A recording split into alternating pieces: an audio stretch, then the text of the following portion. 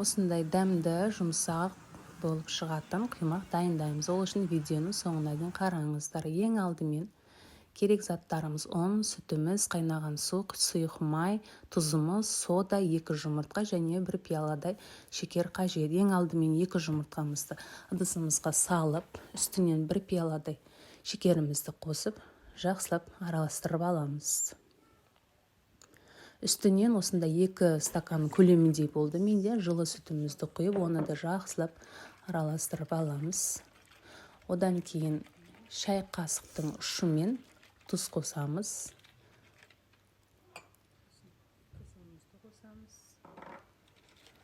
Оны да араластырып аламыз.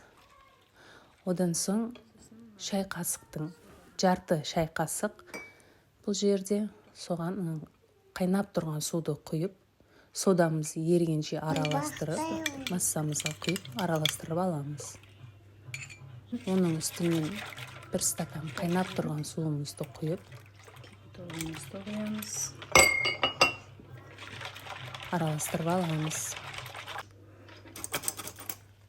Сосын осындай електен өткізіп ұнды қосамыз. Ұнды өз сүттің көлеміне қарай қоясыздар енді. Бұл жерде мен көз мөлшерімен ұнды қосып жатырмын. Ұнымызды ситодан жақсылап өткізіп аламыз да, осылай массамызды араластырып аламыз. Арасында түйіршік қалып кетпеу керек. Массамыз тым қою болмау керек. Қою болып кетсе, құймақтарымыз қап қалың болып кетеді. Тым сұйық та болмау керек. Орташа масса дайындап аламыз. Оның үстінен 2 немесе 3 ас қасықтай сұйық майымызды құйып, оны жақсылап тұрып араластырамыз. Дәл видеодағыдай көрсеткендегідей жасайсыздар. Егер видео ұнаса, лайк басып кетіңіздер. Мінекей бізде осындай масса болады.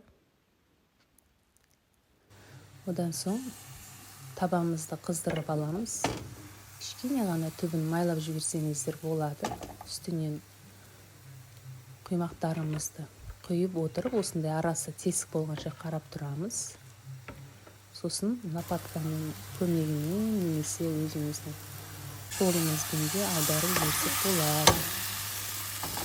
2 жағын қызарта отырып пісіріп аламыз. Мен шайға ұсындым үйдің қаймағымен. Сіздер кез келген тәттілермен ұсынсаңыздар болады. Балмен немесе сгущенкамен, вареньемен ұсынып, дастарханға ұсыныңыздар.